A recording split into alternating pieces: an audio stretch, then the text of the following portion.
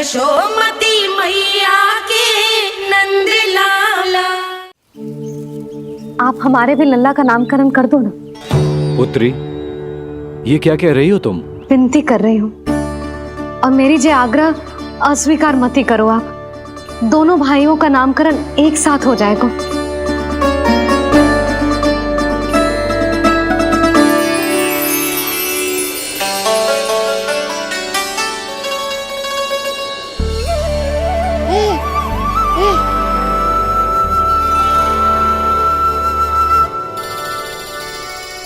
कितने प्यारे और निर्दोष बालक हैं।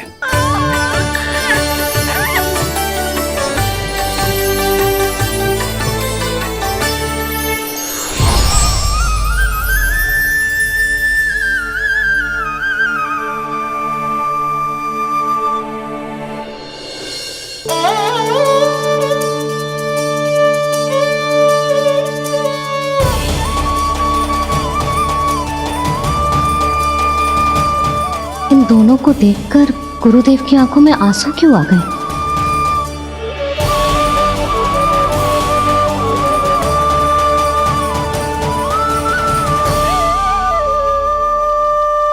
ये क्या कर रहे हैं ऋषिवर? संभालिए अपने आप को, नहीं तो मेरा रहस्य खुल जाएगा आज। अरे ऋषिवर, हाथ मत जोड़िए। इससे पहले कि गड़बड़ हो जाए, अपनी नमस्कार मुद्रा को आशीर्वाद मुद्रा में बदल दीजिए।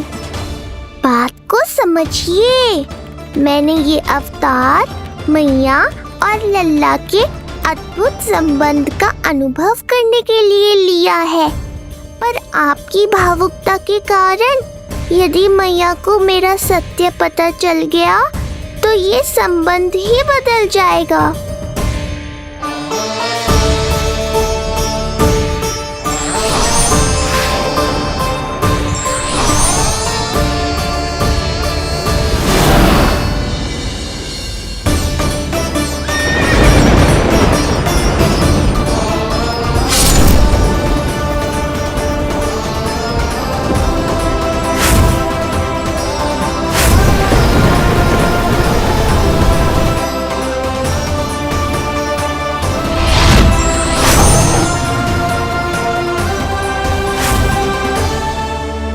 अब आप सब कुछ जान चुके हैं ऋषिवर, इसलिए अब मेरे सामने हाथ जोड़कर मेरे सत्य को उजागर मत कीजिए।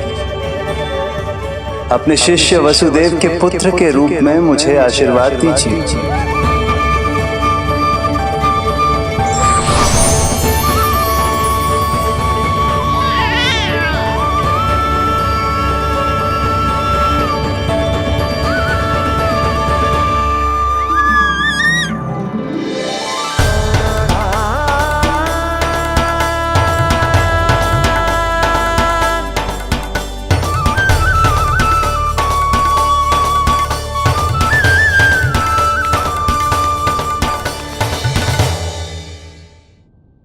ऋषिवर, आप मौन क्यों हैं?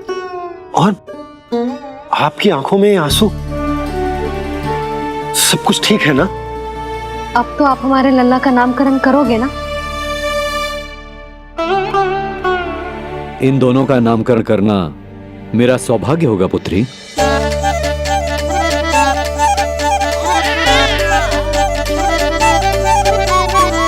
परंतु ये गोपनीय रूप से करना होगा।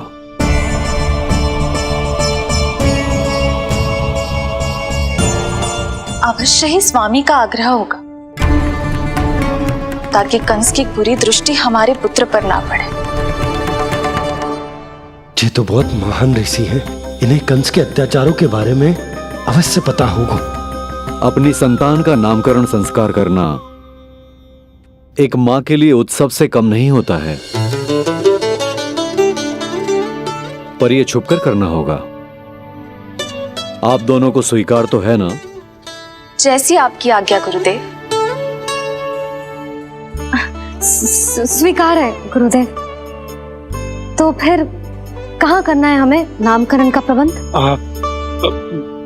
गुरुदेव, मंदिर सही रहेगा? उससे पवित्र स्थान तो हो ही नहीं सकता है। ऋषिवर, आप तनिक विश्राम कीजिए, हम लोग प्रबंध करते हैं। मैं कुछ समय इन बालकों के साथ व्यतीत करना चाहूंगा। ये तो इनका सौभाग्य होगा। हमें आज्ञा दीजिए।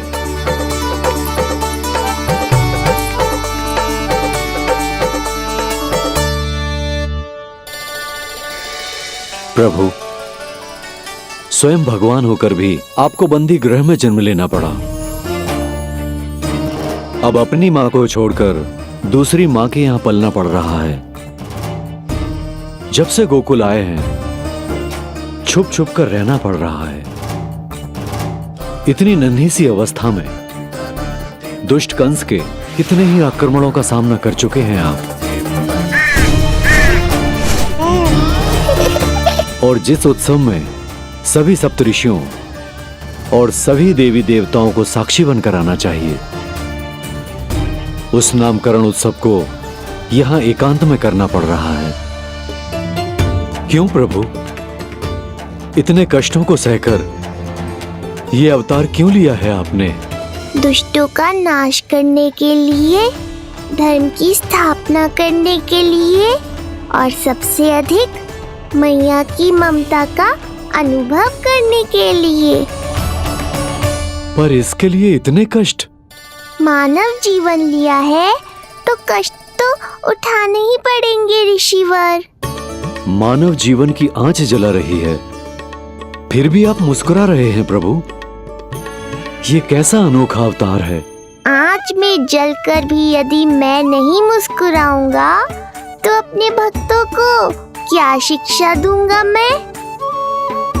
आज एक कंस का प्रकोप है, भविष्य में सहस्रों कंस होंगे और आने वाले युगों में होंगे अनगिनत कंस। उस समय मेरे भक्तों को पता होना चाहिए कि अपने कष्टों को कैसे सहना है और धर्म के पथ पर अडिग कैसे रहना है।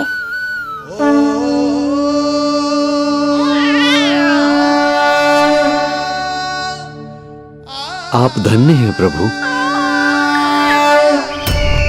देखा अस्ति, जब सिंह दहाड़ता है तो वन के सभी जीव जंतु इकट्ठे हो ही जाते हैं। वो सब जो मेरा विश्वास पात्र होने का अधिकार और ये सिंहासन पाना चाहते हैं, सामने आए। बुद्धि के बिना बल अपंग होता है महाराज, और मेरे पास बुद्धि और बल दोनों हैं। आप केवल आदेश दीजिए किसका संहार करना है।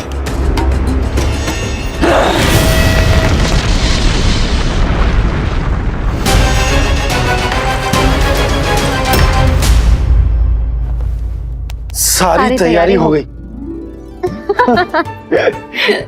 बोलो।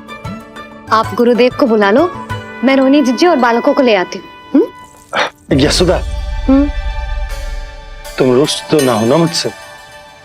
मैं भला रुष्ट क्यों होने लगी? नहीं, तुम जो उत्सव बड़े धूमधाम से करना चाहती थी और बहुत प्रसन्न हूँ मैं कि हमारे लल्ला का नामकरण स्वयं ऋषि गर्ग पूरे विधि विधान से कर रहे हैं। मैं समझ गई, उत्सव बड़ा हो या ना हो, प्रसन्नता बड़ी होनी चाहिए। अरे मैं तो इतनी उत्साहित हूँ कि दोनों भाइयों का नामकरण आज के शुभ मुहूर्त पे हो रहा है। तो इससे पहले जो बीत जाए, जाओ। आप भी बुला लो।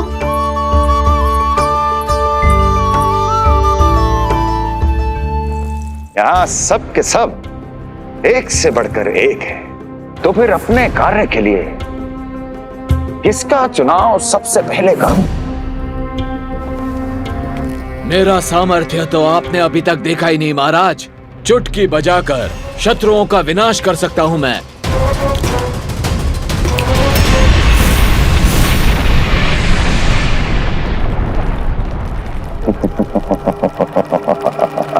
वाह! किंतु आपने तो बताया ही नहीं कि करना क्या है। वध। वध करना है, एक नवजात बालक का वध। उसे साधारण बालक मत समझना। गोकुल में नंद के घर पल रहा वो बालक विष्णु का अवतार है।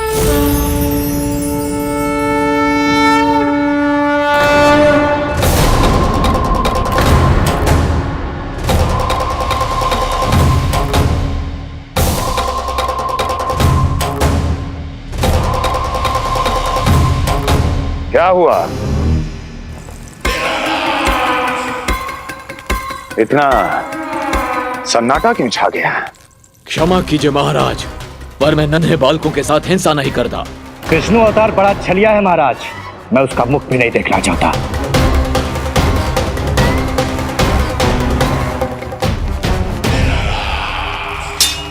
जाने दो इन्हें। वैसे भी इस सिंहासन के लिए मुझे कायरों की कोई आवश्यकता नहीं। जाने दो।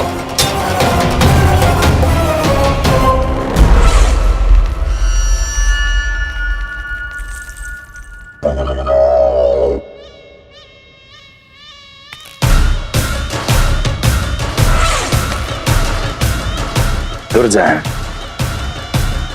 क्या कहा था मैंने कहा था केवल वही आए जिनके हृदय में साहस का ज्वालामुखी धधकता हो, जिनकी तलवारें पर्वतों का सीना चीरने के लिए व्याकुल हो, जिनकी संकल्प शक्ति इतनी दृढ़ हो कि वो मृत्यु से टक्कर ले जाए। वही होगा इस सिंहासन का असली अधिकारी। महाराज,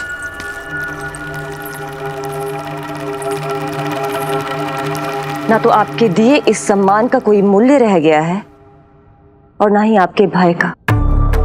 अभी अभी आपने ही कहा था ना कि जब वन में कोई सिंह दहाड़ता है तो उस वन के सभी जीव जंतु एक जगह एकत्रित हो जाते हैं, परंतु उसी वन में जब कोई बब्बर सिंह दहाड़ता है तो वही जीव जंतु भय के मारे इधर उधर भागने लगते हैं।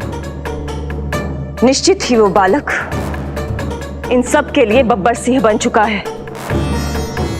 उसका भय हमारे साम्राज्य की नींव हिला रहा है महाराज।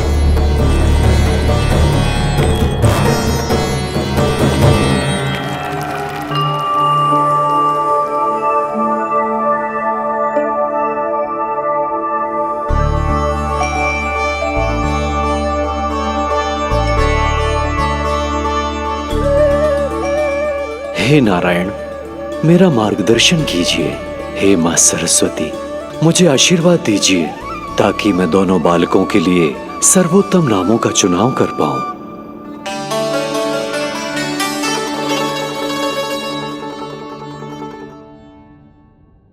आपके पुत्र को बड़े भाई के कर्तव्य का निर्वाह करना है और इस दायित्व को प्रभु श्री राम से अच्छा किसने निभाया है? जैसा अटूट संबंध उनका अपने भाइयों के साथ था, मैं श्री नारायण से प्रार्थना करता हूं कि वैसा ही प्रेमपूर्ण संबंध इसका भी अपने छोटे भाई के साथ हो।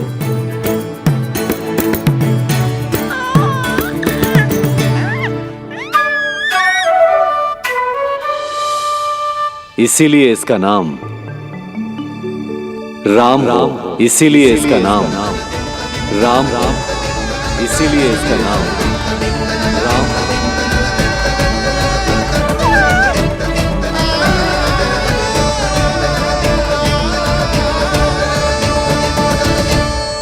बड़े भाई में आदर्श, न्याय, संकल्प बल के साथ साथ शारीरिक बल भी होना चाहिए। मैं देख पा रहा हूं ये बालक इन सब बलों के लिए जाना जाएगा। इसलिए जो नाम इसके व्यक्तित्व के लिए सबसे उचित है वो है बलराम। बलराम, बलराम।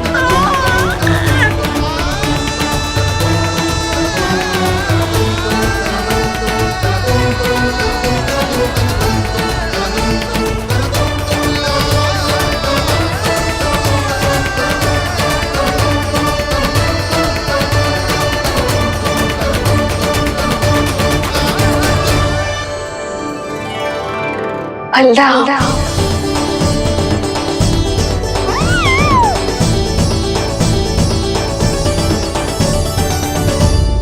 तो फिर उसका नाम बल राम रखना। कैसा अद्भुत संयोग है रिसीवर।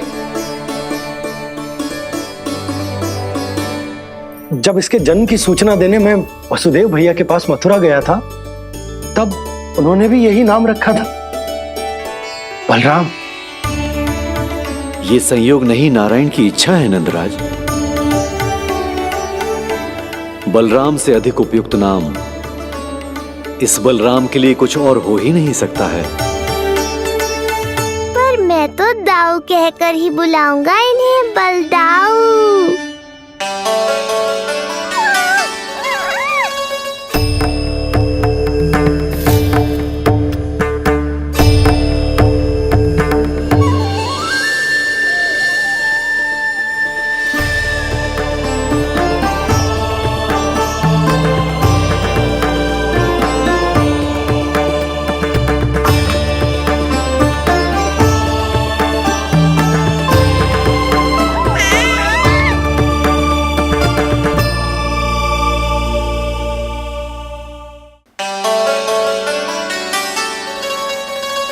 सुना पुत्र, आज से तुम्हारा नाम होगा बलराम। बलराम बलराम।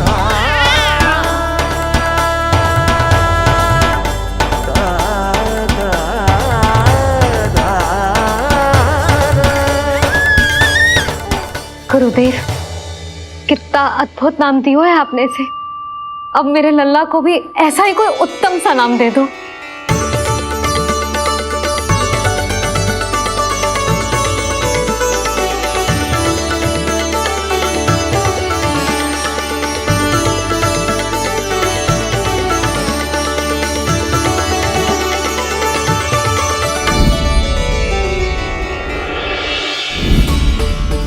ये कठिन दायित्व आपने ही मुझे सौंपा है प्रभु।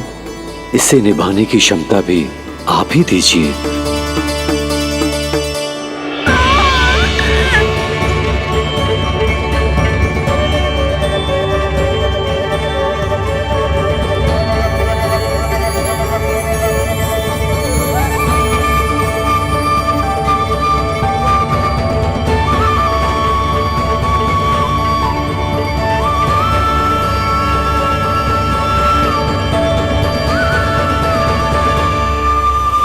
कृष्ण कृष्ण कृष्ण कृष्ण कृष्ण कृष्ण कृष्ण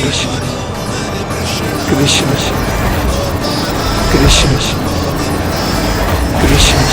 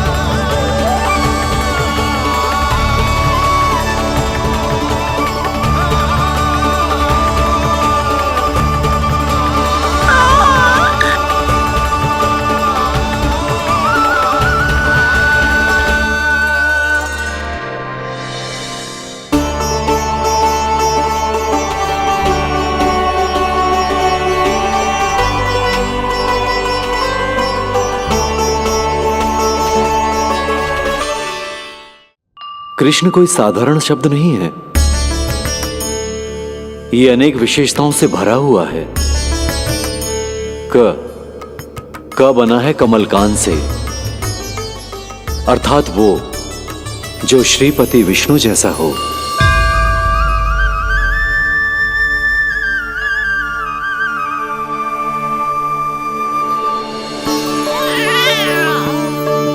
री की उत्पत्ति हुई है श्री राम से, अर्थात वो जो सबके हृदय में बस जाए।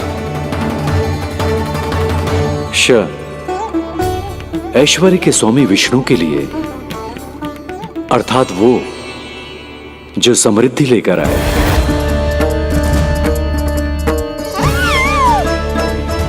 और ना है नरसिंह के लिए, अर्थात वो जो रक्षा करे।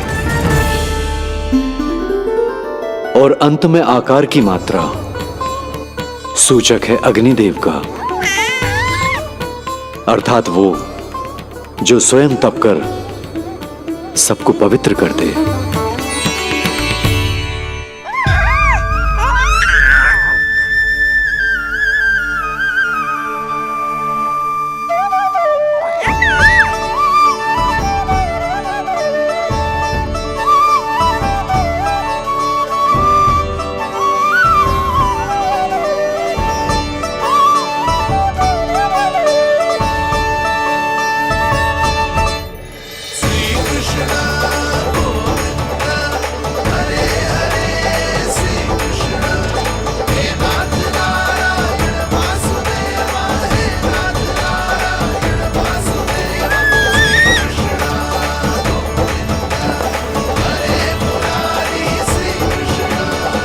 आज से तुम्हें सारा संसार जिस नाम से पहचानेगा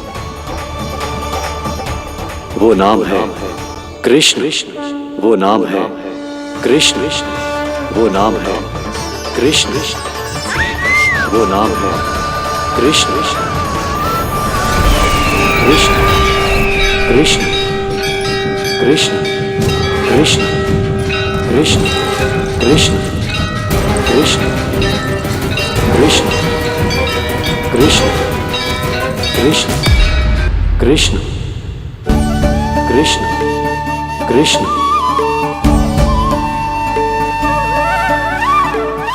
यशोमती मैया के नंद लाला, यशोमती मैया के नंद लाला। असुरी कार्य करने वालों के लिए कृष्ण नाम का अर्थ एक और भी होगा। वो घनी अंधेरी रात जिसमें इसने जन्म लिया। पर इससे जो प्रेम करते हैं उन सभी के लिए कृष्ण नाम का अर्थ होगा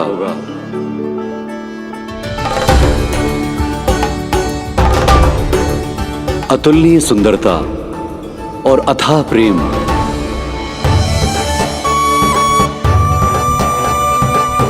इन दोनों विशेषताओं का साक्षात स्वरूप होगा ये कृष्ण।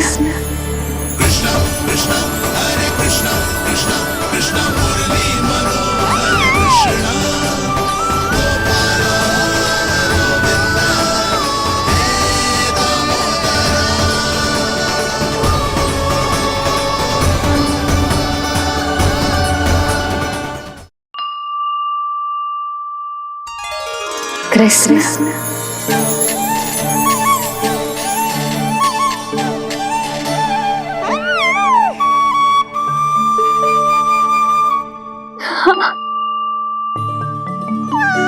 और जो मानवता के शत्रु हैं उनके जीवन में ये नाम अशांति, असुरक्षा, भय उत्पन्न करेगा। पर सात्विक प्रवृत्ति के व्यक्तियों के लिए ये नाम शांति, संतोष और सुख का सूचक होगा।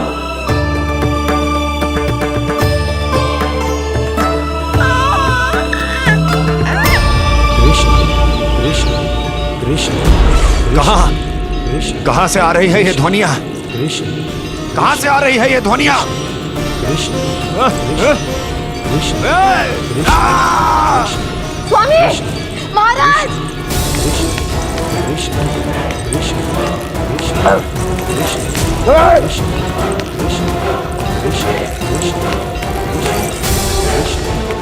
कैसी ध्वनि महाराज?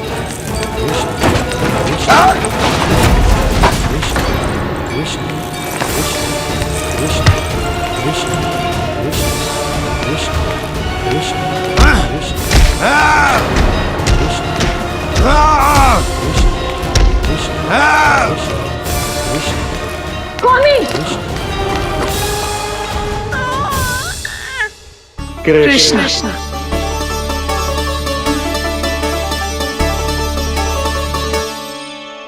कृष्ण जे नाम अनंत काल तक स्मरण किया जाता रहेगा, जे ही तेरी मैया का आशीर्वाद। संसार मुझे कृष्ण बुलाए या नीलमणि कहकर पुकारे, मैं रहूंगा तो बस यशोमती मैया का नंद लाला। यशोमती मैया के नंद लाला,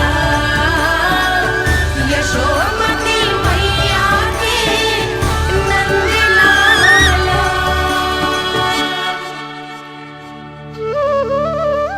गुरुदेव, आपने मेरे लल्ला को इतना प्यारा नाम दियो है, उसके लिए आपका बहुत बहुत धन्यवाद। एक बार गोपियों को पता चलेगा तो देखना कैसे रटने लगेंगी मेरे लल्ला का नाम। इससे पहले कि आप सब बाहर जाकर किसी और को बताएं, एक कर्मकांड शेष है। नामकरण के बाद पिता को आशीर्वाद के रूप में कुछ न कुछ उपहार बालक को अवश्य देना चाहिए।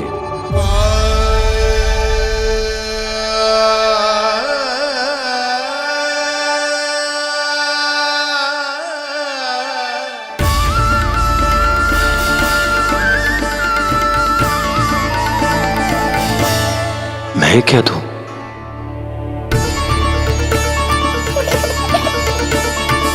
वासुदेव मेरे शिष्य हैं और उनकी अनुपस्थिति में यह दायित्व मैं निभाऊंगा।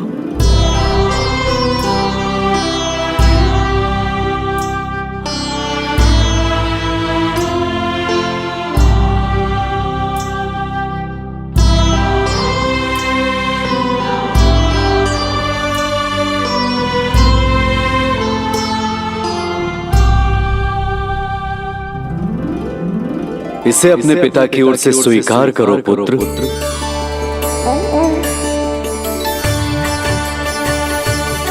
कल्याण हो।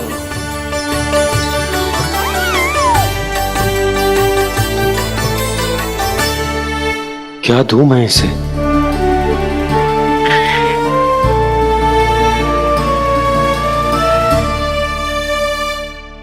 आप सोच क्या रहे हो? आशीर्वाद दो ना अपने कृष्ण को। अच्छा, सोच रहा हूं कि लल्ला को क्या दूं।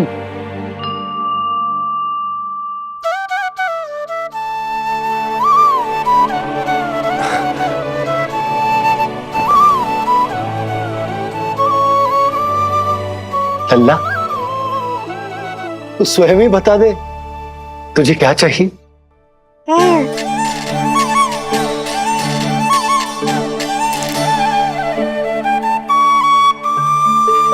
देखो जी, लल्ला ने ही आपकी उलझन समाप्त कर दी।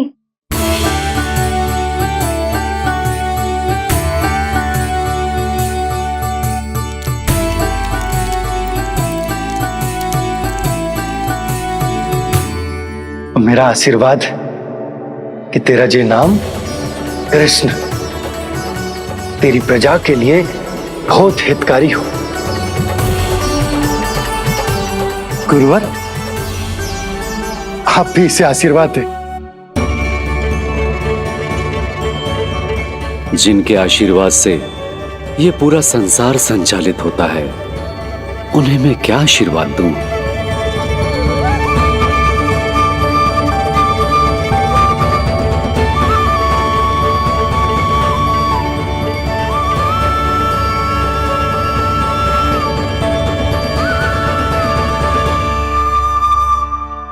आपने तो मुझे मेरा नाम दिया है ऋषिवर। ये तो मेरा सौभाग्य था प्रभु कि आपने इस कार्य के लिए मुझे चुना। पर आपका कार्य अभी समाप्त नहीं हुआ ऋषिवर। एक विनती और है मेरी। आज्ञा दीजिए प्रभु, क्या करना होगा मुझे? बाबा को मेरी वास्तविक पहचान बतानी होगी आपको, और इन्हें इस बात के लिए मनाना होगा कि ये मैया को कभी भी मेरा सत्य पता ना चलने दे। पर प्रभु, मैं ये कैसे कर पाऊंगा? आप ही कर पाएंगे ऋषिवर, क्योंकि अब आप इस कृष्ण अवतार के मुख्य उद्देश्य को जानते हैं। बंद करो, बंद करो ये ध्वनिया। कौन सी ध्वनिया? ये ध्वनिया बंद करो, बंद करो। क्या सुनाई दे रहा है आप? ये शब्द जो मेरे कानों में गूंज रहा है।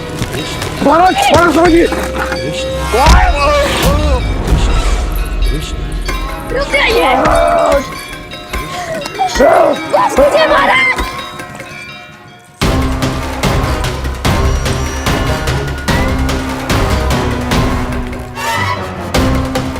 आप भूल रहे हैं कि आप मथुरा नरेश है, कंस है आप।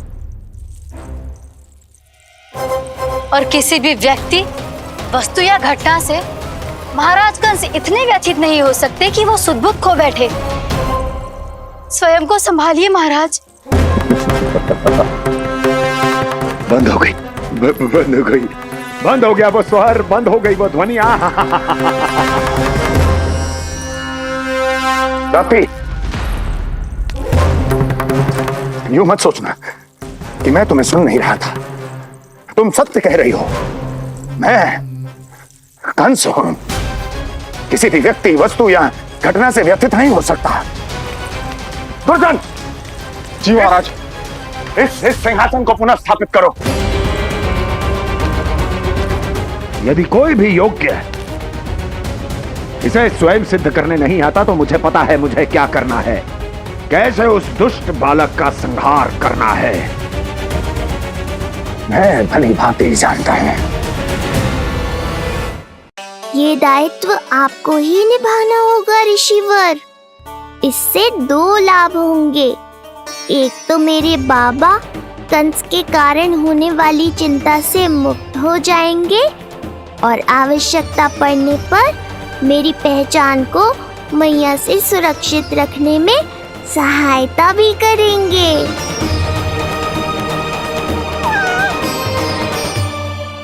नंदराज, अब बलराम और कृष्ण दोनों को भूख लग गई होगी।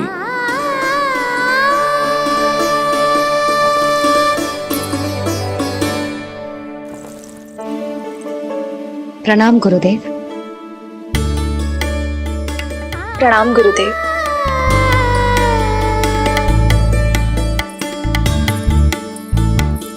गुरुदेव, अब आप भी विश्राम कर लीजिए। नहीं नंदराज, मुझे शीघ्र ही मथुरा पहुंचना है। राजा वासुदेव और रानी देवकी मेरी प्रतीक्षा कर रहे होंगे। पर इससे पहले कि मैं जाऊं, मुझे आपको कुछ बताना है।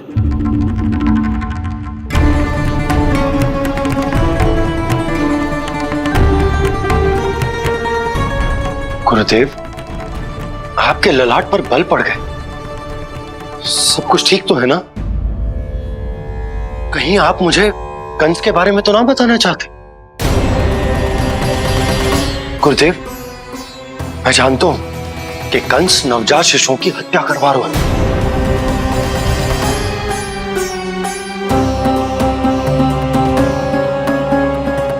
कंस नहीं, कृष्ण के बारे में कुछ कहना है मुझे।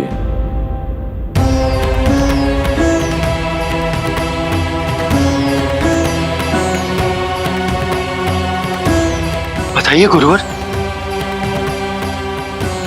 मैं एक ऐसा सत्य बताने जा रहा हूं नंदराज, जो है तो वरदान, पर उसे स्वीकारना आपके लिए बहुत कठिन होगा। गुरुदेव, आप जो कह रहे हैं वो मैं समझ ना पा रहा हूं। बताइए ना।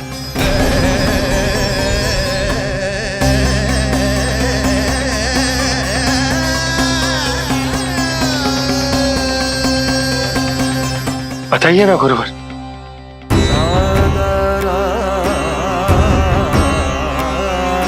सत्य यह है नंदराज, कृष्ण राजा वासुदेव के पुत्र हैं। कृष्ण राजा वासुदेव के पुत्र हैं। कृष्ण राजा वासुदेव के पुत्र हैं।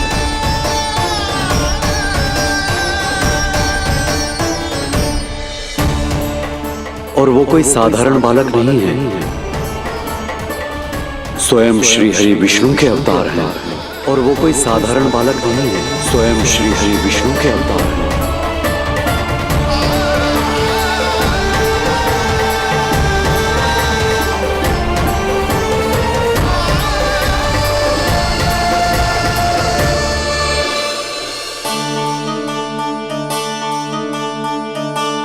कछु विचित्र लग रहा है। कौन हो तुम? मैं हूं श्री विष्णु का अवतार। शिव, कैसे संभव है गुरुदेव?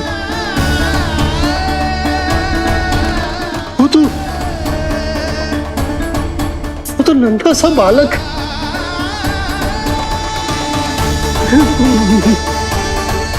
वो श्री नारायण का अवतार कैसे हो सकता है? और गुरुदेव, आप ये सोच भी कैसे सकते हैं कि वो मेरा लल्ला वसुदेव भैया का पुत्र है? यही सत्य है नंदराज। पिछले जन्म में मिले वरदान का फल है ये।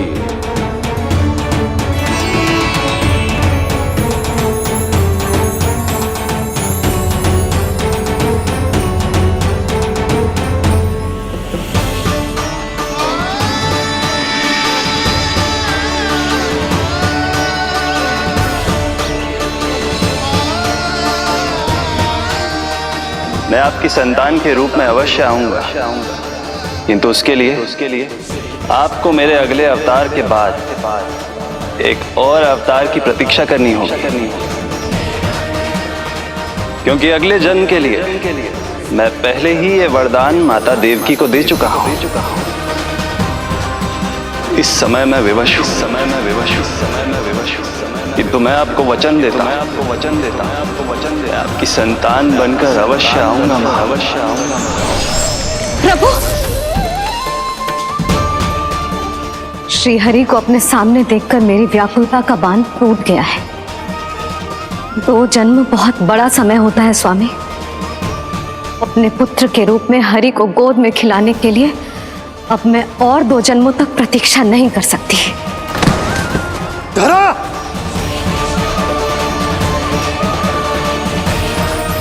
माता देवकी को मैं पहले ही वचन दे चुका हूं, इसलिए विधि के विधान के अनुसार मुझे उन्हीं का पुत्र बनकर जन्म लेना होगा। किंतु आपकी आतुरता का अनुभव करने के बाद अब मैं भी आपका स्नेह पाने से स्वयं को और वंचित नहीं रख सकता। ये जो भी हो रहा है प्रभु की ही लीला है। कृष्ण के जन्म के तुरंत बाद भगवान विष्णु के आदेश पर वासुदेव जी के यहां आना पड़ा और आपकी और रानी यशोदा की पुत्री को अपने पुत्र के साथ बदलना पड़ा और इस तरह कृष्ण आपके और रानी यशोदा के पुत्र बन गए।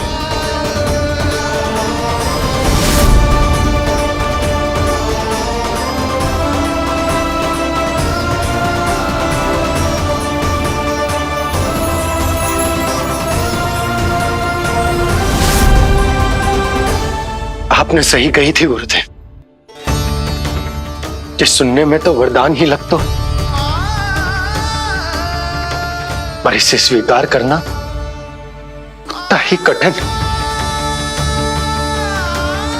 जब यशोदा को इस बात का पता चलेगा तो उसे कैसा लगेगा? अपने नाम का अर्थ अच्छे से सुनो है ना तूने? उसका हर एक अक्षर भगवान श्री नारायण से संबंधित है, जैसे उन्हीं का स्वरूप है तू। बस मैया, ये सत्य आपसे छुपा रहे, इसी कारण बाबा के लिए ये जानना आवश्यक है। फिर चाहे इसे स्वीकार करना उनके लिए कितना भी कष्टदायक क्यों ना हो। नहीं नंद, ये सत्य उन्हें आप नहीं बताएंगे। स्वयं प्रभु ने मुझसे कहा है किसी और प्राणी को इसके बारे में भनक तक नहीं लगनी चाहिए, और रानी यशोदा को तो बिल्कुल नहीं। गुरुवर, कंस के आक्रमणों की जानकारी यशोदा से पहले ही छुपाकर रखना कठिन था। अब इतना बड़ा सत्य मैं यशोदा से कैसे छुपाऊंगा? आपको छुपाना ही होगा नंदराज, यही प्रभु की इच्छा है।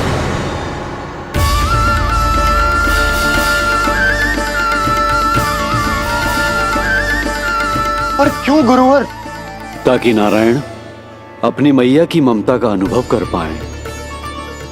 यही तो उनके अवतार का मुख्य उद्देश्य है। मुख्य उद्देश्य? हाँ नंदराज, नर नारायण के अवतार में अपनी तपस्या करते समय प्रभु ने जो अनुभव किया था, उसके कारण ममता के सुख का अनुभव करने के लिए प्रभु व्याकुल हो उठे थे। ऐसा क्या हुआ था, मुझे भी बताइए। हो सकता है ये बात इस सत्य को स्वीकार करने में मेरी सहायता करे। बहुत समय पहले की बात है। अनेक देवी देवता परम प्रभु विष्णु के पास बैकुंठ गए थे। वहां प्रभु की आंखों में आंसू देखकर वो सभी स्तब्ध रह गए।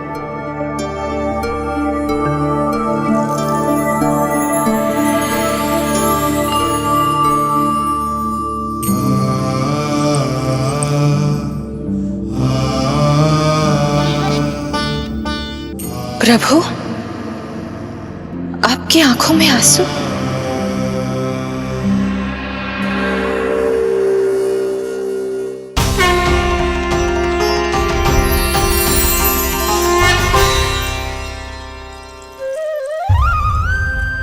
चिंता मत कीजिए, आप सब तो जानते हैं हिरण्यकश्यप को मारने के लिए मैंने नरसिंह अर्थात आधे मानव और आधे सिंह के रूप में अवतार लिया था।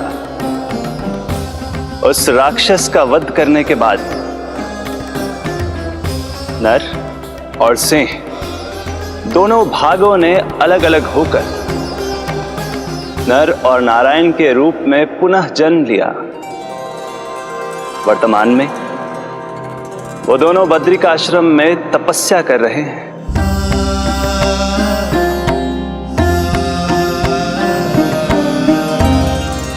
आज उन दोनों ने कुछ ऐसा देखा जिसने मुझे भी भावुक कर दिया।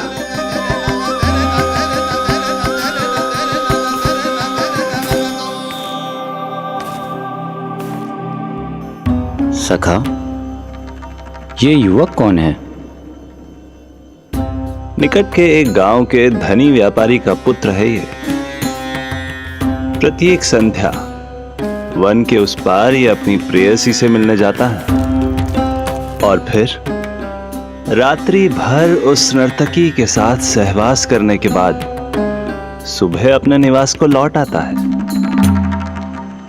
यदि यही इसका नित्य क्रम है तो फिर आज ये इतने तनाव में क्यों है?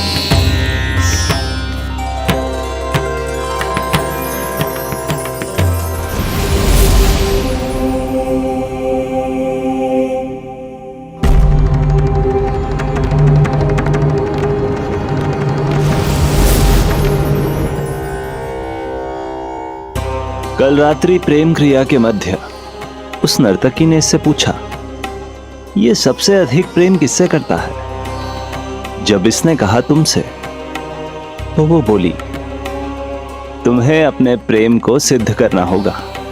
अपनी मां के हृदय को उसके तन से अलग कर मुझे सौंपना होगा। मां का हृदय?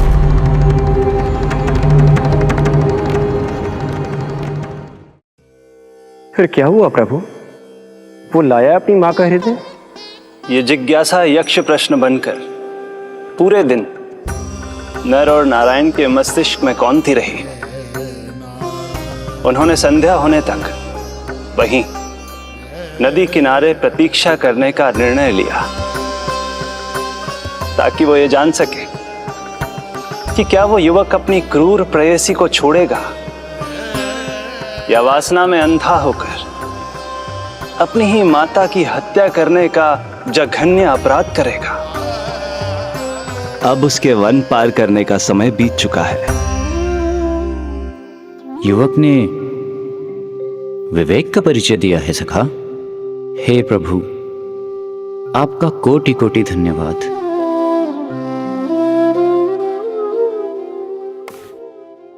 सखा,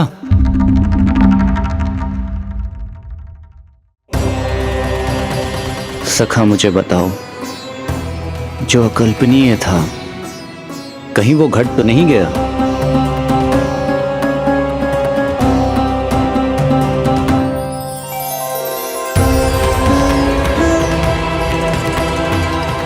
जब इस युवक की मां को इसकी प्रेयसी की क्रूर मांग के बारे में पता चला तो जो उसने किया वो इस समस्त संसार में केवल एक मां ही कर सकती है। बस इतनी सी बात?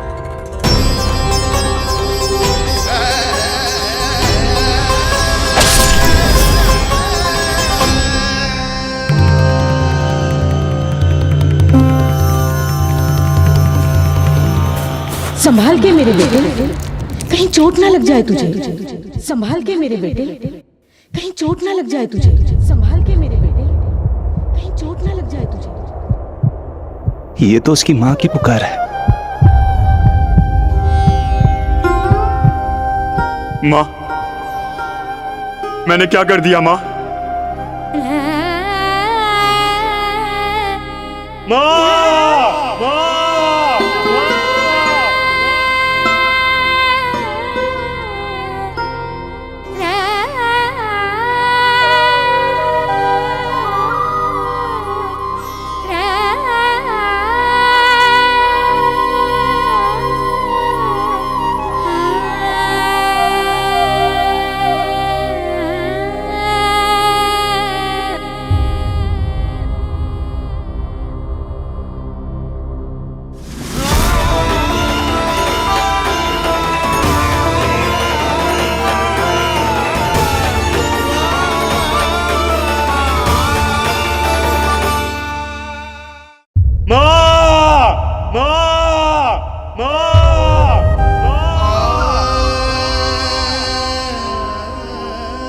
इस घटना से केवल नर और नारायण ही भावुक नहीं हो गए थे, बल्कि बैकुंठ में बैठे श्री हरि की आंखों में भी आंसू आ गए थे। ममता के लिए तरसने लगे थे वो। इसीलिए उनके इस अवतार का मुख्य उद्देश्य है मां की ममता का अनुभव करना। यही कारण है कि ये सत्य आपको रानी यशोदा से छुपाना ही होगा नंदराज। नहीं तो वो कृष्ण को मां की दृष्टि से नहीं, एक भक्त की दृष्टि से देखेंगी, और प्रभु जिस आनंद के लिए इतना कष्ट उठा रहे हैं उससे ही वंचित रह जाएंगे। बोलिए नंदराज, आप श्री नारायण के इस सत्य को गुप्त रखेंगे ना?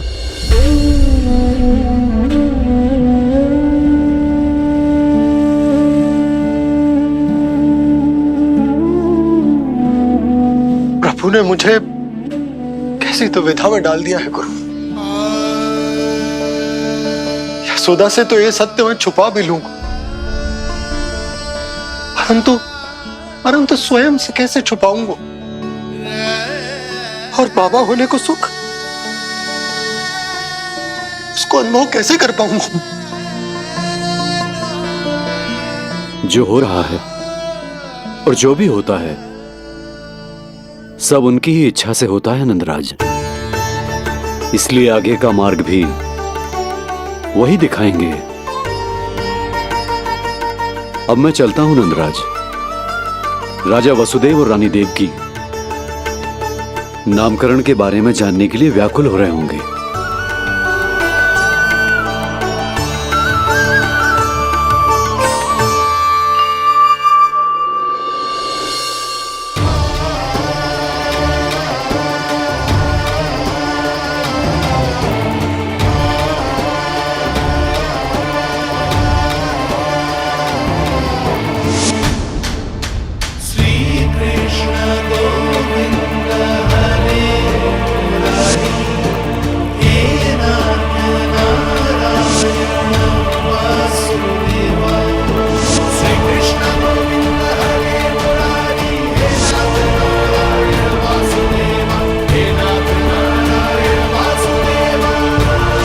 सत्य ये है नंदराज, कृष्ण राजा वासुदेव के पुत्र हैं।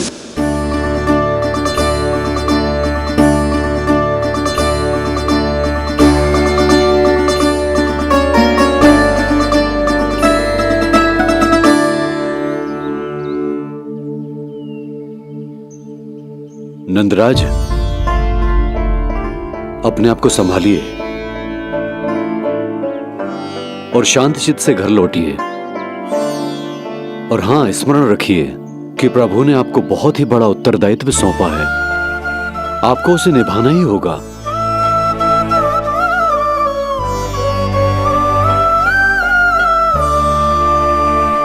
प्रभु आपको शक्ति दे।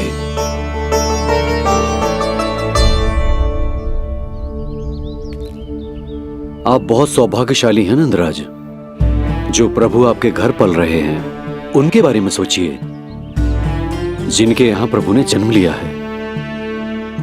वो दोनों तो प्रभु की बाल लीलाओं से पूरी तरह से वंचित हैं।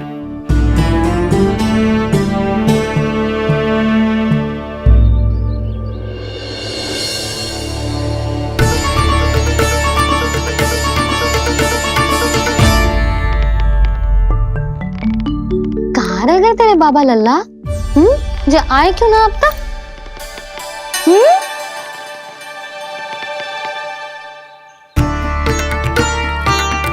तेरा लल्ला मेरा ना है,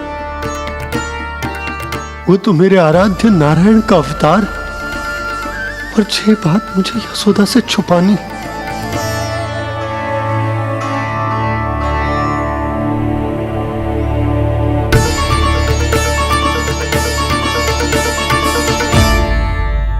बाबा वहीं खड़े मत रहो, अब आ भी जाओ ना।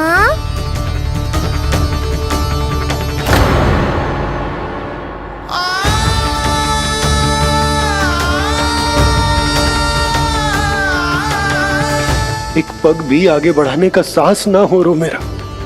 हे प्रभु, आप ही बताओ, अपने आराध्य को, अपने इष्ट देव को अपने लल्ला के रूप में कैसे देख पाऊंगा मैं जानता हूँ बाबा, ये बहुत कठिन है, पर भीतर तो आओ।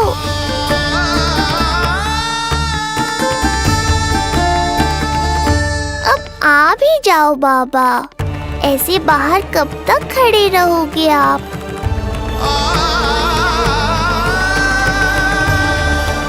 बस बाबा, बस आ जाओ भीतर, आ जाओ, आओ ना, आओ ना।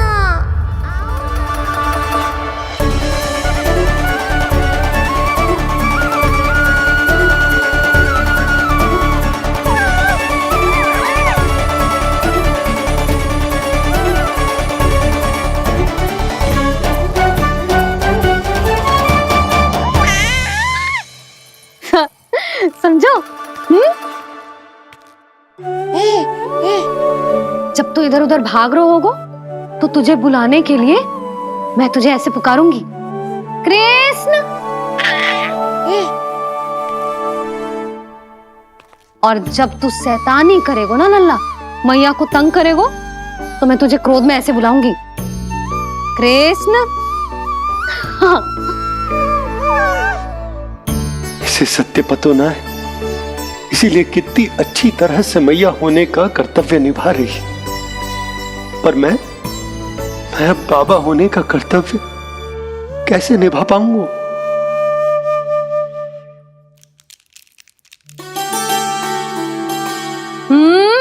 सावधान। इतनी अच्छी लगी तुझे बाबा की दीजे माला, कि मुंह में ले लियो तूने? मुंह में लेने की वस्तु ना है लल्ला। जैसे यशोदा आपको एक मैया की तरह सीख दे रही है, मैं आपको बाबा की तरह शिक्षा कैसे दे पाऊंगा प्रभु?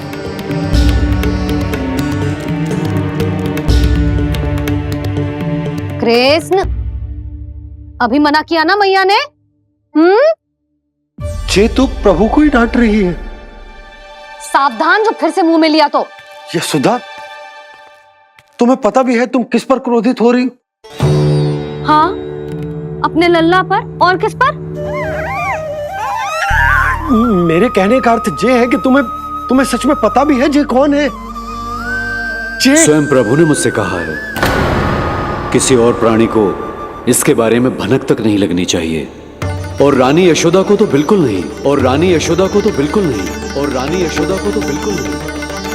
यही कहना चाहते हो ना आप कि मैं गोकुल के राजकुमार को डांट रही हूँ? अरे पर मैया और बाबा का स्थान तो हर पद से ऊंचा होता है ना जी।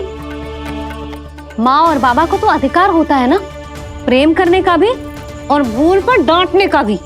बस यही बात आपको समझनी है बाबा, फिर सब पहले जैसा हो जाएगा। मैं समझता हूँ जे, पर ये विचार के जे केवल हमारा पुत्र ना है, ये स्वयं नारायण का अवतार भी है, इसे अपने मन से निकाल ना पा रहा हूं मैं। ओहो, आपको समझाना तो मैया को संभालने से भी अधिक कठिन है बाबा। लल्ला, अरे लल्ला। जशोदा जी, आपने हमें नामकरण के लिए ना बुलायो। कोई बात ना है, लेकिन ये तो बताओ कि लल्ला का नाम क्या रखो है? हाँ भाभी, बताओ ना। हाँ जीजी, अब और प्रतीक्षा ना हो रही हमसे। इसका नाम रखो है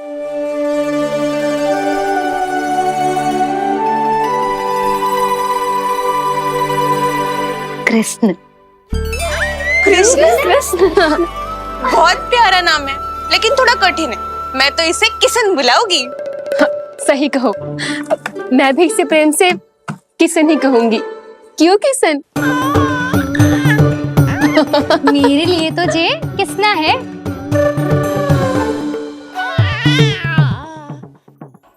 क्या कर रही हैं ये सब?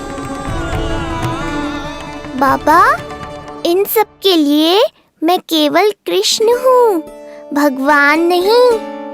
बस अब आप भी शीघ्र ही समझ जाओ ना ये। अरे तुम सब। हाँ हाँ, बुरा मुझे भी लग रहा है, जो सारी की सारी पहले ही दिन मेरे लल्ला का नाम बिगाड़ रही है। किंतु इसमें भी इन सब का प्रेम ही छुपा है, और हम सब तो प्रेम से भगवान को भी प्यारा सा नाम दे देते हैं, है ना? हाँ। सत्य तो ये है कि कृष्ण नाम बहुत अच्छा है, किंतु मैं भी अपने लल्ला को प्रेम का नाम देना चाहती हूँ। कान्हा बुलाऊंगी इसे, कान्हा बुलाऊंगी इसे, कान्हा बुलाऊंगी इसे।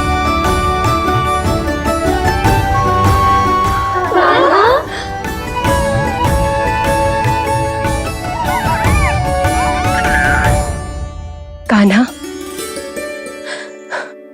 अनोखी ध्वनि, सहज सा मीठा, मैं भी इसे कान्हा ही पुकारूंगी।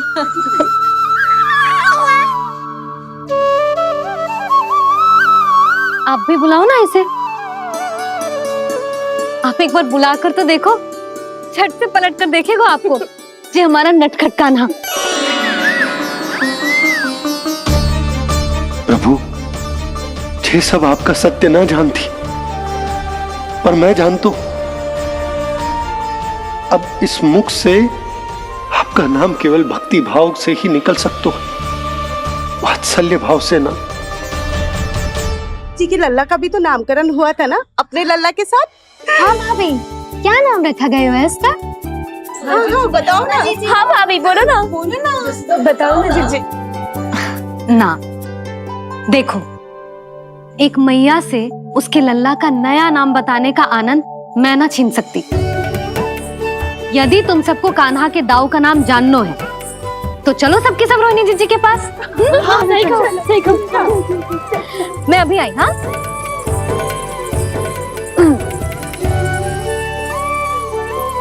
सुनो जी, आप लल्ला को संभालो, मैं अभी आई। रोहिणी, मैं कैसे? ये प्रभु लल्ला जी, क्या मैं कर रहे हो? क्या होगा आपको? मैं शीघ्र ही आ जाऊंगी। यशोदा, मुझसे दूर कब तक रहोगे बाबा?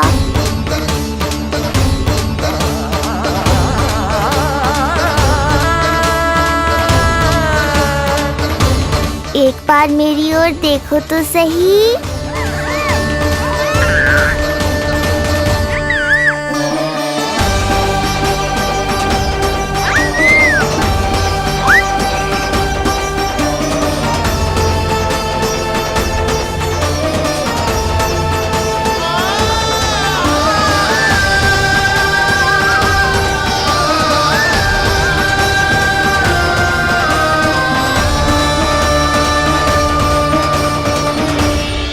प्रभु, मुझे दुविधा में डालकर आप मुस्कुरा रहे हो। ये कैसी परीक्षा है?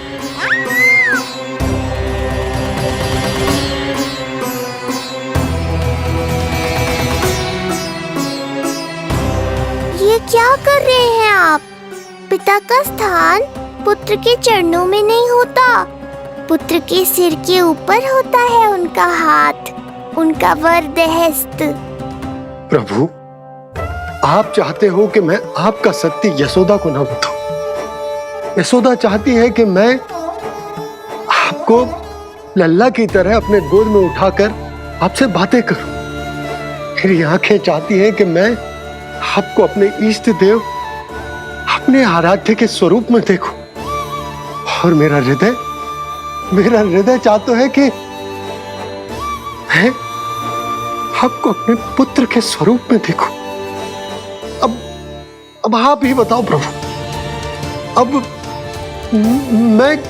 मैं इस परिस्थिति में क्या करूं? मुझे कुछ समझ में ना आ रहा। आप ही का आसरा है प्रभु। आप ही को सहायता करनी होगी। आप ही बताइए कि किस प्रकार एक भक्त अपने भगवान को अपने लल्ला के स्वरूप में देखे, उसे अपने हाथों में उठाए, उसे खिलाए, उसके साथ बातें करे, कैसे वो उसका लालन पालन करे अपने पुत्र के स्वरूप में। प्रभु, मुझे कुछ समझ में ना आ रहा। सहायता करो प्रभु। चिंता मत कीजिए बाबा, आपके सभी प्रश्नों का उत्तर शीघ्र ही मिलेगा आपको।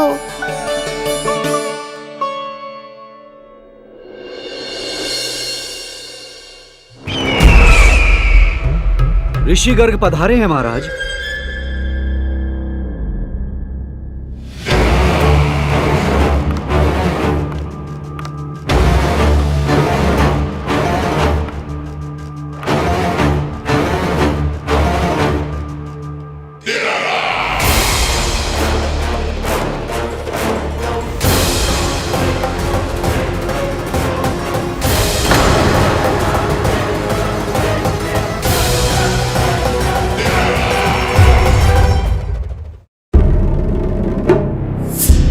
तो महान मथुराधीश कंस के दरबार में ऐसे सम्मान होता है ऋषि मुनियों का? नहीं ऋषिवर, ये तो केवल एक उदाहरण है कि कैसे एक विष्णु भक्त का सम्मान नहीं किया जाना चाहिए। तब तो अच्छा ही है। मैं यहां तुमसे सम्मान की अभिलाषा लेकर नहीं आया हूं। मैं यहां देवकी और वसुदेव से भेंट की इच्छा लेकर आया हूं। क्यों? मेरे विरुद्ध कोई षड्यंत्र रचना चाहते हो? जो सदैव दूसरों के विरुद्ध षड्यंत्र करता है, उसका संपूर्ण जीवन इसी भ्रम में बीतता है कि सारा संसार उसके लिए षड्यंत्र कर रहा है। परंतु अन्य व्यक्तियों के पास इससे भी अत्यधिक महत्वपूर्ण कार्य होते हैं करने के लिए। यह महत्वपूर्ण कार्य करने की आपकी यह इच्छा इस दरबार में पूर्ण नहीं होगी ऋषिवर।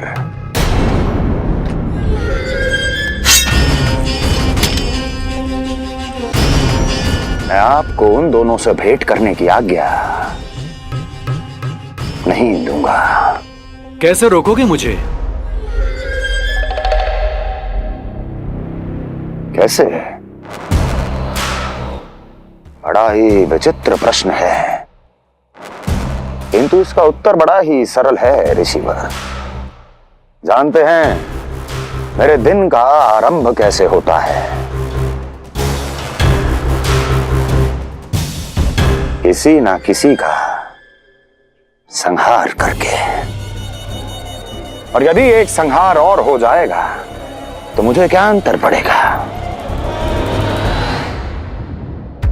स्वयं से एक प्रश्न पूछो कंस, स्वयं से एक प्रश्न पूछो कंस। मेरा संहार करने के लिए, मेरा संहार जिस संकल्प शक्ति की आवश्यकता है, संकल्प शक्ति की आवश्यकता वो है तुम में, वो है तुम में। कर पाओगे मेरा संहार? जिस संकल्प शक्ति की आवश्यकता है, जिस संकल्प शक्ति की आवश्यकता वो है तुम में, वो है। कर पाओगे मेरा संहार? कर पाओगे मेरा संकल्प शक्ति की आवश्यकता है, संकल्प शक्ति की आवश्यकता। बोलो कंस, बोलो। यदि मैंने श्राप दे दिया, यदि मैंने श्राप दे दिया, कौन सा कवच तो तुम्हारा उसे सत्य होने से रोक पाएगा, उसे सत्य होने से रोक पाएगा। बोलो कंस, बोलो। यदि मैंने श्राप दे दिया, यदि मैंने श्राप दे दिया, कौन सा कवच तो तुम्हारा उसे सत्य होने से रोक पाएगा, उसे सत्य होने से रोक पाएगा। ऋषिवर,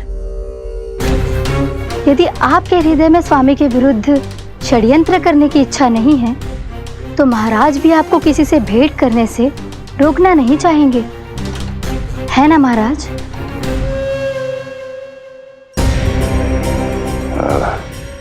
हाँ, आप उन दोनों से भेंट कर सकते हैं।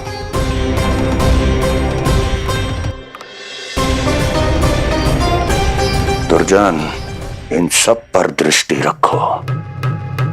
अब सब कुछ सुनकर आना, सब कुछ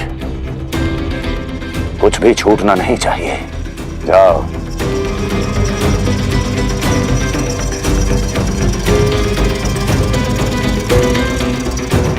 लगता है प्राप्ति राजकार्य सीख रही है मुझसे।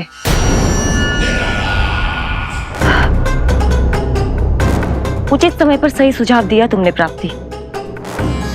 अब आसानी से पता लग जाएगा कि ऋषि गर्ग के यहाँ आने का वास्तविक कारण क्या है महाराज।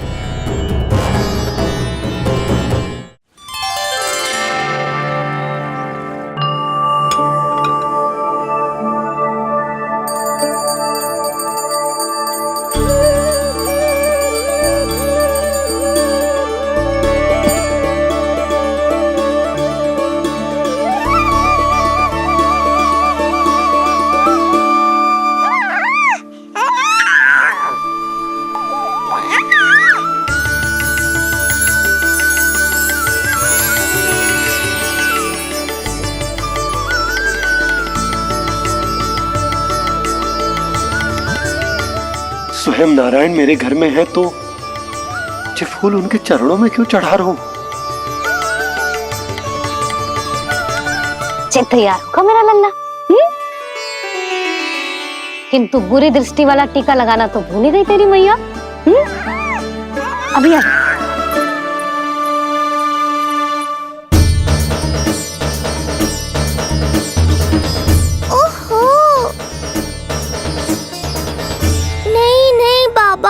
ये मत करो, मैया आ रही है, उन्हें पता चल जाएगा।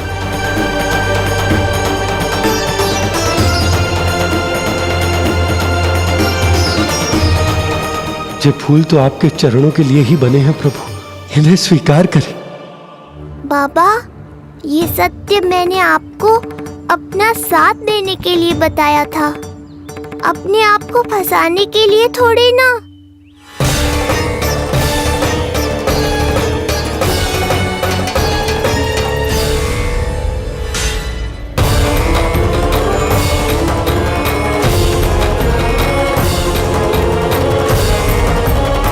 नारायण नारायण। प्रणाम पंडित जी। नंदराज जी, रानी जी, बिटिया के पांव भारी थे ना, तो उसे लिवाने समधियाने चला गया था। वहां कुछ अधिक ही समय लग गया।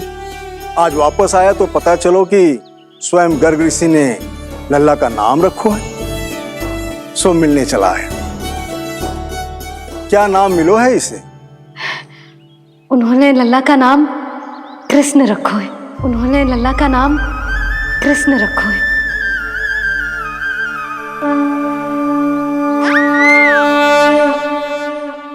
कृष्ण। हा, उत्तम। अति उत्तम, बहुत मधुर नाम है। ऐसा लग तो है जैसे आप स्वयं श्री नारायण का नाम ले रहे हैं।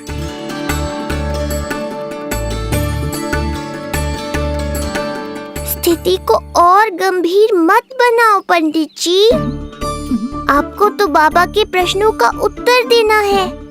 एक बार मेरी ओर देख लो, आपको स्वयं ही पता चल जाएगा कि आपको इस समस्या को कैसे सुलझाना है।